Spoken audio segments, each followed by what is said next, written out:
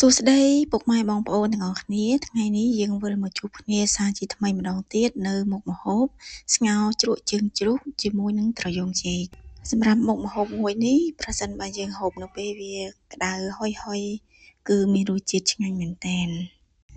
តោះកុំឲ្យខាតពេលយូរយើងទៅមើលគ្រឿងផ្សំរបស់យើងមានជើងជ្រូកត្រយូងចេកក្រូចឆ្មានិងជីនាងវងចំពោះជើងជ្រូកគឺយើងបានយកវាមកកាត់ជាកង់ៗហើយនឹងលាងសម្អាតជាមួយទឹកឲ្យបានស្អាតច្របាច់ក្រូចឆ្មាមួយចំណិតទៅក្នុងទឹកដើម្បីពេលយើងដាក់ត្រយូងចេកទៅកុំឲ្យឡើងពណ៌ខ្មៅចំណែកត្រយូងចេកយើងយកមកកាត់វាជាកង់ៗហើយដាក់ទៅក្នុងទឹកដែលយើងមានក្រូចឆ្មាហ្នឹងបន្ទាប់មកយើងធ្វើការ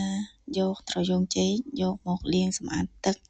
2-3 ទឹកដើម្បីឲ្យជ្រះជ័របានស្អាត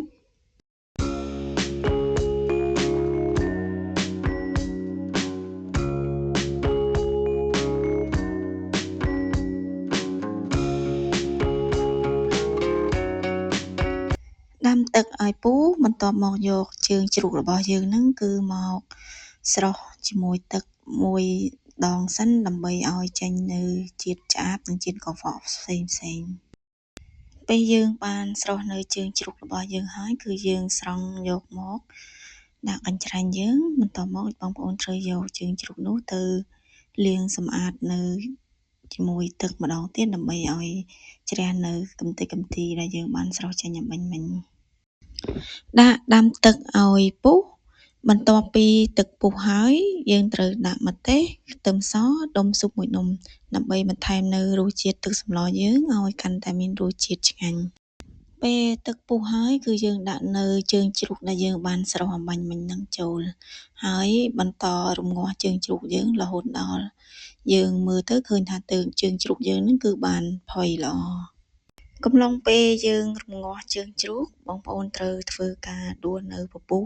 ដែលចេញពីជើងជ្រូកនោះចេញបើយើងទុកទៅអាចនឹងឲ្យសម្លរបស់យើងនឹងមានក្លិនឆ្អាបនៅជើងជ្រូកអញ្ចឹងពេលយើងហូបទៅគឺអត់ឆ្ងាញ់ទេ